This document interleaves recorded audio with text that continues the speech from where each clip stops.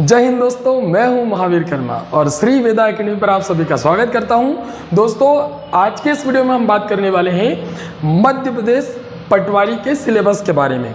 और दोस्तों, मध्य प्रदेश पटवारी के सिलेबस के में ये बात करेंगे कि 2017 में सिलेबस था कैसा था और अब उसी आधार पर कैसा सिलेबस होगा।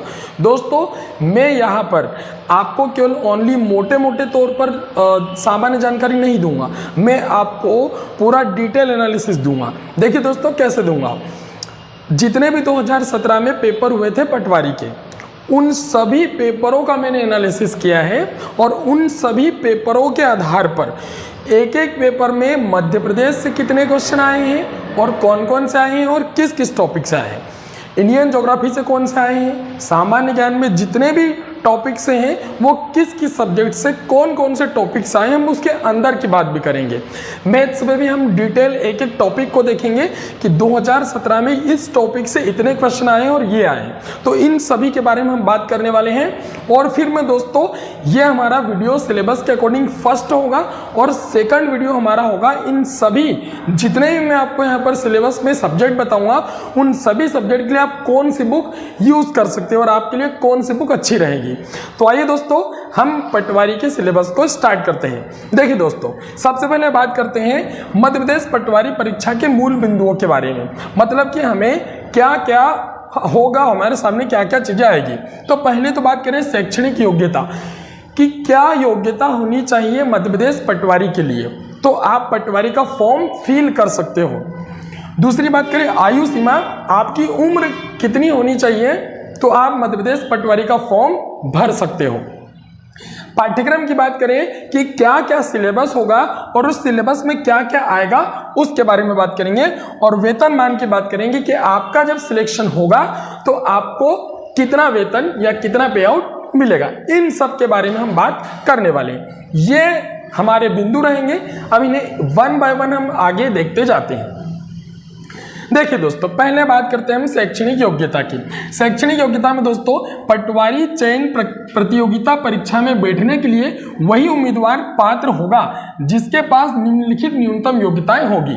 तो कौन कौन सी निम्नलिखित योग्यताएं होगी, उनके बारे में बात करते हैं। नंबर 1, किसी भी मान्यता प्राप्त विश्वविद्यालय से स्नातक उपाधि होना चाहिए। मतलब दोस्तों, आपके पास बैचलर ग्रेजुएशन होना चाहिए। आपके पास बैचलर हो, चाहे बीए हो, बीएससी हो, बीकॉम हो, कुछ भी हो, बैचलर आपके पास होना चाहिए। अब यहाँ पर सबसे महत्वपूर्ण बात आती है पॉइंट नंबर 2 में, पटवारी चयन परीक्षा हेतु CPCT score card Hindi typing एवं कंप्यूटर दक्षता सहित उत्तीर्ण होना अनिवार्य है। तो दोस्तों, यहाँ पे बात ध्यान दीजिएगा, पटवारी परीक्षा के लिए आपके पास सीपीसीटी अनिवार्य होना चाहिए, परंतु अगली लाइन में इसके लिए हमें यह बताया गया है, तथा सीपीसीटी परीक्षा उत्तीर्ण होने पर चयनित अभ्यर्थियों को सीपीसीटी परीक्षा नियुक्ति के पश्चात परिवीक्षाधीन अवधि 2 वर्ष के अंदर उत्तीर्ण करना होगा, अन्यथा नियुक्ति निरस्त कर दी जाएगी। मतलब कि आप पटवारी परीक्षा पास कर लेते हो, आपका सिलेक्शन हो जाता है, तो सिलेक्शन के 2 वर्ष के अंदर आपको सीपीसीटी क्वालिफाई करना पड़ेगा, और नहीं कर पाए तो आपकी जो नियुक्ति है वो क्या कर दी जाएगी, निरस्त कर दी जाएगी। तो ये तो बात है दोस्तों हमारी शैक्षणिक योग्यता की। आगे बढ़ते हैं और आगे हम बात करते हैं कि आयु सीमा क्या होगी। मध्य प्रदेश के स्थानीय निवासी आवेदकों के लिए आयु सीमा क्या रखी गई है, तो 2017 की बात करें, 2017 में केवल मध्य प्रदेश के युवाओं ने ही फॉर्म फिलअप किया था दोस्तों। और अब 2022 में जब पटवारी वैकेंसी आने वाली है, जिसके 5204 पोस्ट या पद हैं, उसके लिए भी दोस्तों यही कंडीशन हो सकती है कि केवल एमपी का बंदा ही फॉर्म फिलअप कर सकता है। अब आयु सीमा क्या है, देखिए दोस्तों, हम बात कर लेते हैं 2017 में जो आयु सीमा का क्राइटेरिया बताया गया था वो 2022 में होगा। तो 2017 में क्या था, अब भर्ती के आयु सीमा की गणना भर्ती के चालू वर्ष की 1 जनवरी 2017 को वर्ष 18 से कम एवं 40 वर्ष से अधिक नहीं होनी चाहिए।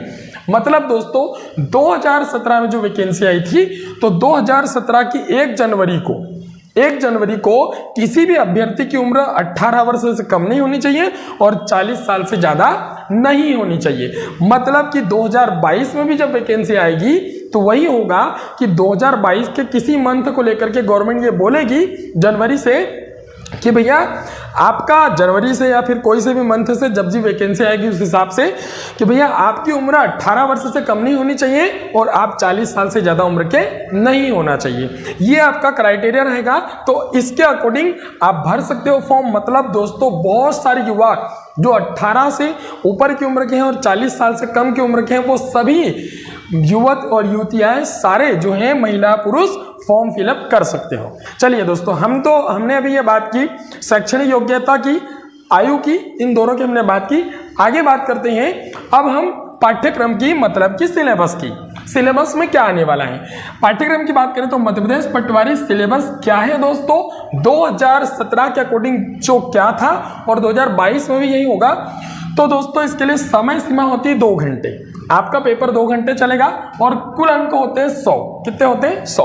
अब इसमें सब्जेक्ट कितने होते हैं? 5 होते हैं। सामान्य ज्ञान होगा और 20 प्रश्न होंगे जो 20 अंक के होंगे। सामान्य गणित व सामान्य अभिरुचि होगी, वो भी 20 प्रश्न 20 अंकों के। सामान्य हिंदी होगी 20 प्रश्न 20 अंकों के। ग्रामीण अर्थव्यवस्था एवं पंचायती राज, ये भी 20 प्रश्न होंगे 20 अंकों के। और कंप्यूटर विज्ञान, ये भी 20 प्रश्न होंगे 20 अंकों के। मतलब कि 5 सब्जेक्ट होंगे आपके और सभी 5 सब्जेक्ट के टोटल मिलाकर के 100 क्वेश्चन होंगे और 100 नंबर का आपका पेपर होगा। 2 घंटे का आपको समय दिया जाएगा। ये तो हमने बात की दोस्तों मध्य प्रदेश पटवारी के सिलेबस की। अब हम बात करते हैं इस सिलेबस में क्या पढ़ना है। आपको जब आपका रूल बुक आएगा वैकेंसी का, उस समय आपको ये लिख के दे दिया जाएगा, बाकी दूसरी अर्हताएं लिख के दे दी जाएगी, योग्यताएं हैं और भी बहुत सारे उनके रूल्स हैं वो, बट इसके अंदर का कुछ नहीं बताया जाएगा। और मैंने दोस्तों यहाँ पर एनालिसिस किया है 2017 के सभी पेपरों से कि इसमें क्या क्या पूछा गया था।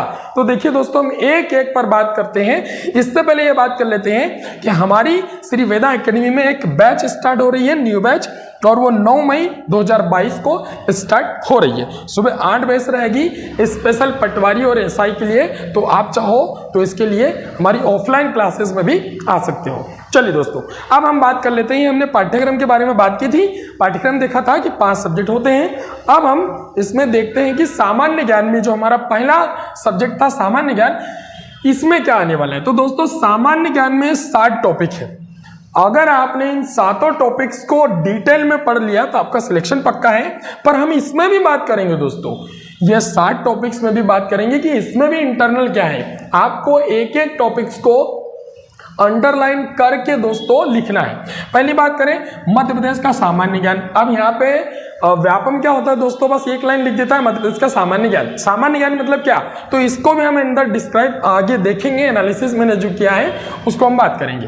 तो आपको सामान्य ज्ञान में मध्य प्रदेश का सामान्य ज्ञान पढ़ना है, भारत का इतिहास पढ़ना है, हिस्ट्री पढ़ना है, भारत का भूगोल पढ़ना है, ज्योग्राफी पढ़ना है, भारत का संविधान पढ़ना है, कॉन्स्टिट्यूशन पढ़ना है, भारत का अर्थव्यवस्था इकोनॉमी पढ़ना है, और राष्ट्रीय तथा अंतर्राष्ट्रीय समसामयिकी, मतलब कि नेशनल और इंटरनेशनल करंट अफेयर्स की भी आपको बात कही गई है, तो ये भी आपको पढ़ना है। और विविध आपने देखा होगा एक बुक आती है लुसेंट की।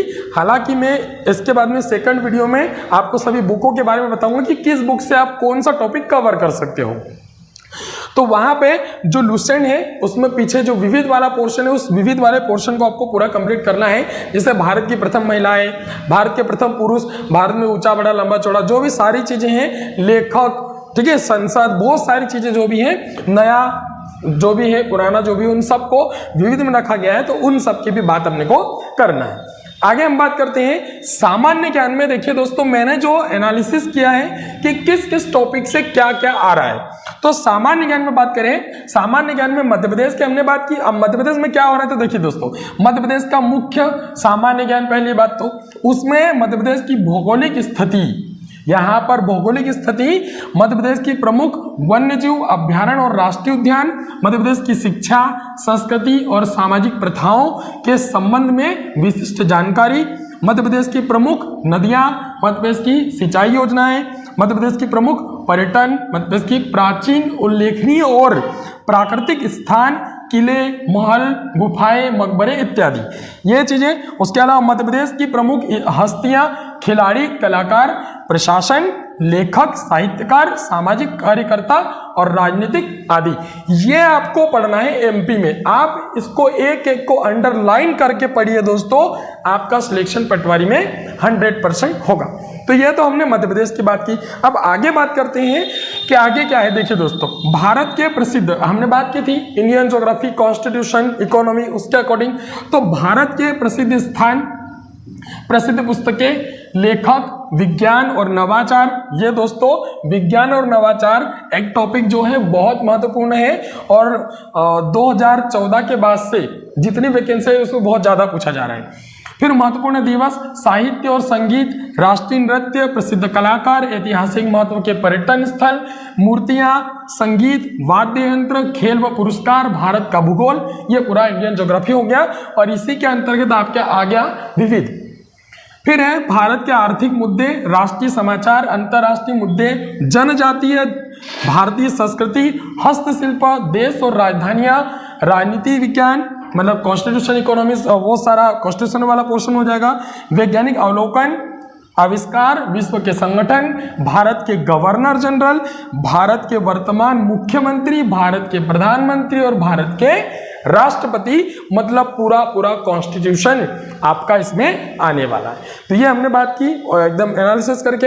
अब हम बात कर लेते हैं कि और सबसे महत्वपूर्ण टॉपिक जो है बच्चों को लगता है कि मैथ्स है और मैथ्स में क्या पूछा जाएगा। तो मैथ्स की बात करें दोस्तों, मैथ्स में हमारे ये टॉपिक है और ये टॉपिक मैंने वो टॉपिक निकाले हैं जो परीक्षा में पूछे गए थे। देखिए दोस्तों, मैथ्स में बात करें नंबर सिस्टम, संख्या पद्धति आपका आने वाला है। सिंप्लीफिकेशन, सरलीकरण आएगा। फ्रैक्शन मतलब भिन्न है आपका। एलसीएम एचसीएफ, ठीक है, आपका एलसीएम एचसीएफ आने वाला है। एवरेज, औसत, परसेंटेज, प्रतिशत, प्रॉफिट एंड लॉस, लाभ हानि की सवाल, इंटरेस्ट, ब्याज, दर ब्याज वाले क्वेश्चन, रेशन, प्रोपोर्शन, अनुपात और समानुपात की क्वेश्चन, वर्क एंड टाइम, कार्य और समय वाले क्वेश्चन, और डिस्टेंस मतलब दूरी और चाल वाले क्वेश्चन, ये आपके हैं। इसके अलावा भी मैथ्स में है। तो सेकंड पार्ट में देखिए रेल बोट और स्टीम बेस्ड क्वेश्चन, तो यहाँ पे आपका रेल नाव धारा पर आधारित क्वेश्चन जो है वो भी आने वाले हैं। एल्गोबर मतलब बीजगणित वाला जो है ये आपका आने वाला है, ठीक है। लॉगरिथम मतलब आपका लघुगणक जो है वो यहाँ पर आता है। सेट, समुच्चय वाले क्वेश्चन आते हैं। ट्रिग्नोमेट्री, त्रिकोणमिति से क्वेश्चन आएंगे। प्रोबेबिलिटी मतलब प्रायिकता से क्वेश्चन भी आपके आने वाले हैं। और पॉलिनोमियल मतलब कि बहुपद वाले जो क्वेश्चन होते हैं वो भी आपके यहाँ पे आने वाले हैं। ये आपके 2017 में आए हैं दोस्तों। उसके बाद में हम बात करें क्रमचय संचय, जो ये वाला टॉपिक है ये भी आएगा। आपका ज्यामिति, ज्योमेट्री वाला टॉपिक से भी क्वेश्चन आए हैं। निर्देशांक और ज्यामिति, ये वाला क्वेश्चन जो हमने देखे एक दो पेपरों में ये भी आए।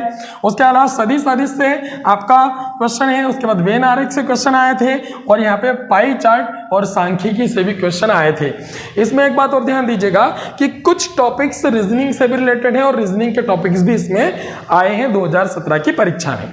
अगली बात करते हैं कि हिंदी में क्या आएगा। तो देखिए दोस्तों, हमने बात तो पहले हमने सिलेबस में मोटे मोटे तौर पर देखा था, अब हम उसे पूरा एनालिसिस करके देख रहे हैं कि इसमें क्या आने वाला है। तो सामान्य हिंदी में भाषा बोध, जो आपका भाषा विकास है, भाषा बोध से क्वेश्चन आते हैं। शब्द निर्माण, इसमें उपसर्ग, प्रत्यय, संधि, समास, समुच्चरित, विभिन्नार्थ शब्द, अनेकार्थी शब्द, विलोम शब्द, पर्यायवाची शब्द, वाक्यांश के लिए एक शब्द, भाव पल्लवन, भाव विस्तार, ये मैंने आपके पेपरों से निकाले हैं कि कौन कौन से टॉपिक में से कौन कौन से क्वेश्चन आए। बाकी वाक्य शुद्धि, वाक्य संशोधन, वाक्य परिवर्धन, मुहावरे और लोकोक्तियां, ये भी आने वाली है। समास विग्रह तथा समास के भेद, संक्षिप्तीकरण, पारिभाषिक तकनीकी शब्दों का प्रयोग, वाक्य के भेद, रचना, अर्थ के आधार पर, ये आपको पढ़ना है। उसके अलावा वाक्य रूपांतरण, शब्द युग्म, उसमें बोली, विभाषा, मातृभाषा, राजभाषा, राष्ट्रभाषा, इसके बारे में, मुहावरे, लोकोक्तियों का वाक्यों में प्रयोग। तो ये सारा टॉपिक आपका है। इसके अलावा और है हिंदी में आपका काव्य बोध। पहले हमने भाषा बोध की बात की थी, अब हम बात कर लेते हैं काव्य बोध से क्या क्या आएगा। तो हिंदी में काव्य की परिभाषा, भेद मुक्त काव्य, इसी में प्रबंध काव्य, महाकाव्य और खंड काव्य जिनको बोलते हैं। रस में परिभाषा, अंग, भेद और उदाहरण। अलंकार की बात करें तो वक्रोक्ति, अतिशयोक्ति, अन्योक्ति अलंकार। छंद में बात करें गीतिका, हरिगीतिका, उलाला, रोला। और रस परिचय, अंग, रस के भेद, उदाहरण सहित और इनके अलंकार। छंद की बात करें तो काव्य की परिभाषा, छंद, इसमें काव्य की परिभाषा, काव्य के भेद, काव्य के गुण, क्षेत्रीय बोलियां, पहेलियां, चुटकुले, लोकगीत, लोक कथाओं का परिचय तथा खड़ी बोली में उनका अनुवाद। मध्य प्रदेश की प्रकाशित होने वाली हिंदी भाषा के पत्र एवं पत्रिकाएं और उनकी जानकारी आपको यहाँ पे अपठित बोध कराना है। एक गद्यांश आएगा जिसमें शीर्षक, सारांश एवं प्रश्न। एक पद्यांश आएगा जिसमें शीर्षक, सारांश और प्रश्न। ये रहेगा आपका हिंदी का सिलेबस। अब दोस्तों इस अकॉर्डिंग आप तैयारी करोगे तो आप 100% कर लोगे। ठीक है, मैं मोटे तौर पर नहीं आपको बता रहा हूँ, बहुत डीपली मैंने बताया हुआ है, तो आप इन सभी को अंडरलाइन करके पढ़ते जाइएगा। फिर बात करते हैं ग्रामीण अर्थव्यवस्था एवं पंचायती राज में से क्या आएगा। अब ग्रामीण अर्थव्यवस्था एक बहुत बड़ा टॉपिक है और पटवारी में सबसे महत्वपूर्ण टॉपिक ये भी हो जाता है, क्योंकि इसका डाटा बच्चों के पास नहीं होता है। तो हमारी जो है पटवारी की स्पेशल क्लासेस भी स्टार्ट होगी, उसमें हम सारा डाटा भी आपको प्रोवाइड करा देंगे। ग्रामीण अर्थव्यवस्था में पंचायती राज में भारतीय कृषि, सामाजिक समावेशन, ग्रामीण कल्याणकारी गतिविधियां, ग्रामीण अर्थव्यवस्था, गरीबी, राजस्व, भूमि सुधार, प्रमुख क्रांतियां, भारत की सिंचाई परियोजनाएं, भारत की वर्तमान योजनाएं और समसामयिक गतिविधियां और बेरोजगारी। ये टॉपिक है आपके दोस्तों ग्रामीण अर्थव्यवस्था एवं पंचायती राज के। और इसी के अंतर्गत आपकी समितियां, पंचायती राज, नगर निकाय, वो सारी चीजें भी इसी के अंतर्गत है, क्योंकि वो तो पढ़ते ही है, परंतु इस टॉपिक को हम छोड़ देते हैं तो वो भी आएगा और ये भी आपके लिए इसमें आने वाला है। अब हम बात कर लेते हैं, हमारा अंतिम जो सब्जेक्ट था वो था हमारा कंप्यूटर विज्ञान। और इसमें कंप्यूटर विज्ञान में मैंने ये नहीं बोला है कि सामान्य ज्ञान, मैंने उन टॉपिक्स को निकाला है। देखिए कंप्यूटर विज्ञान में सामान्य कंप्यूटर ज्ञान पहले, तो उसके बाद में कंप्यूटर की बुनियादी बातें, मतलब कंप्यूटर फंडामेंटल के बारे में पूछा जाएगा। MS Windows, MS office, word processing, प्रस्तुति विज्ञान मतलब पावर पॉइंट और MS एक्सेल, इनके बारे में आपको पूछा जाएगा।